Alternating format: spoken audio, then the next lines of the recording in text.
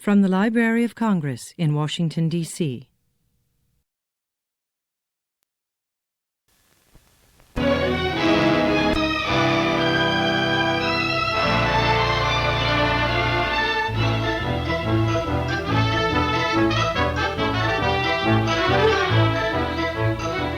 This is the first of a series of motion pictures about motion pictures. How they began, how they are made, and the people who make and show them. It all started less than 60 years ago when their prospects were so poor that Thomas Edison would not spend $150 to protect the foreign rights of his kinetoscope. The movies, like the automobile, grew up in the 20th century. But where the automobile is tangible and real, the movies are light and shadow.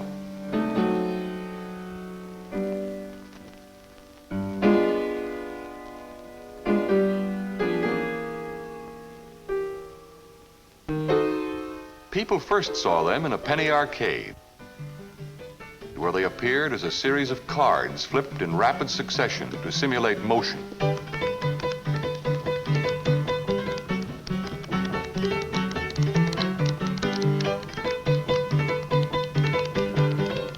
Then a continuous projection machine was made and the Nickelodeon was born. People could now gather in groups to view drama and the great events of history.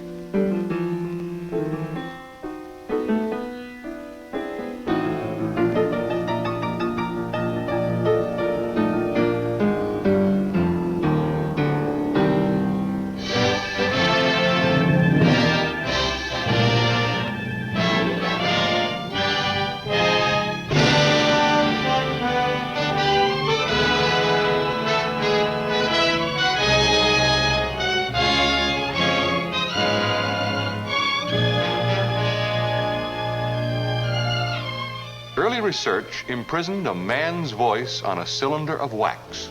Further research in the field of electronics transmitted sound into audible impulses. And then in 1927, pictures found their voice.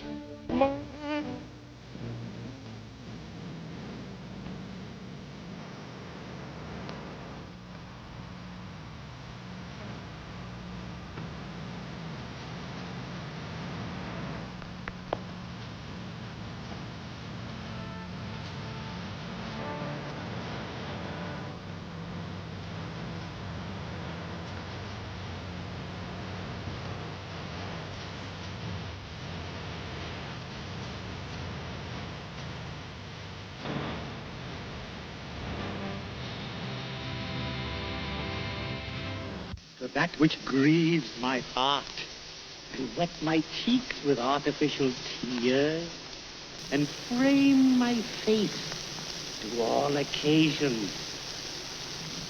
Can I do this, and cannot get a crown? Tut! Were it further off, I'll pluck it down.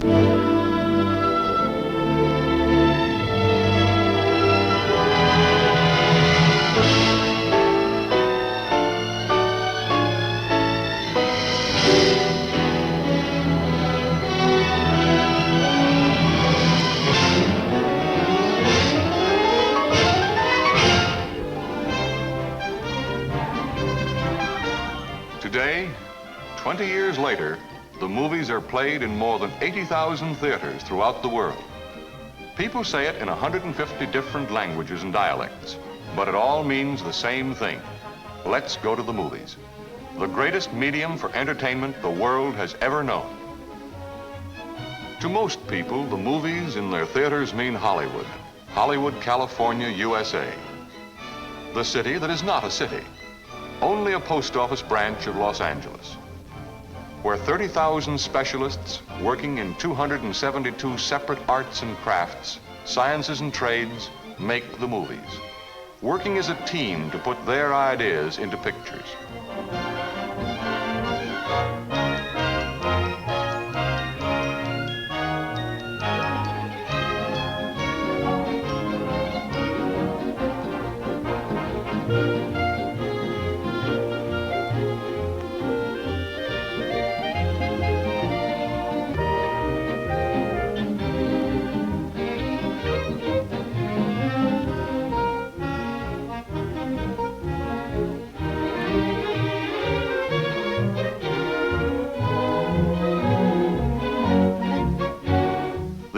product of their labor is a continuous piece of film about 1.5 inches wide and almost 2 miles long,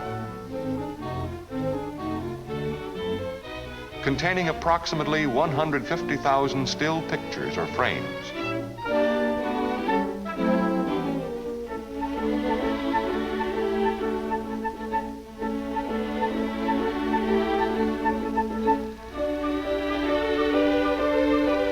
The reason these pictures seem to move is because of the fact that they can be flashed on the screen at the rate of 90 feet per minute, like this.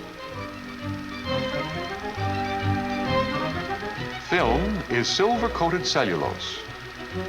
Cellulose is a byproduct of cotton. And there wouldn't be any movies if millions of bales of cotton weren't grown each and every year in our southern states. That cotton is shipped all over the country in order to go through a process like this. From cotton to cellulose, to a thin sheet of celluloid. Then silver is used to sensitize the film.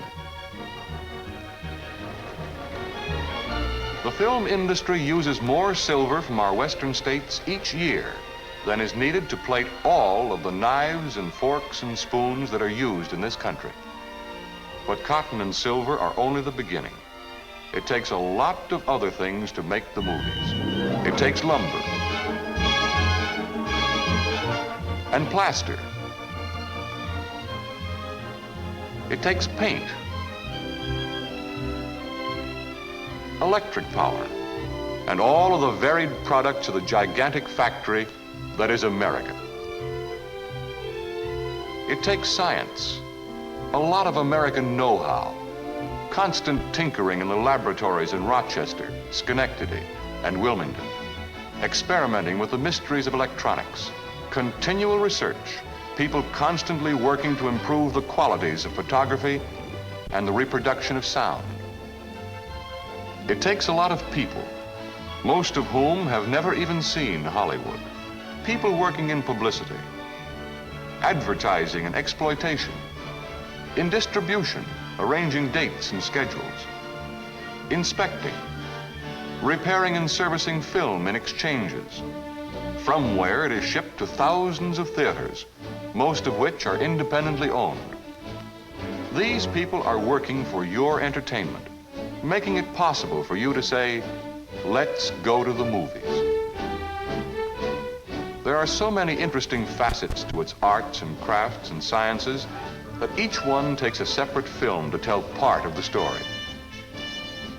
In succeeding films, we will tell you about the exhibitor, the distributor, the screenwriter, the producer, the art director, the director, the cameraman, the actor,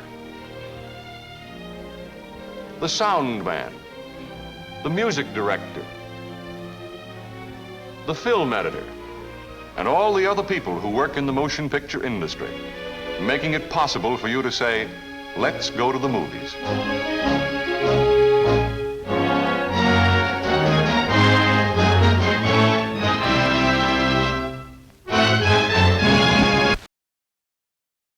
This has been a presentation of the Library of Congress.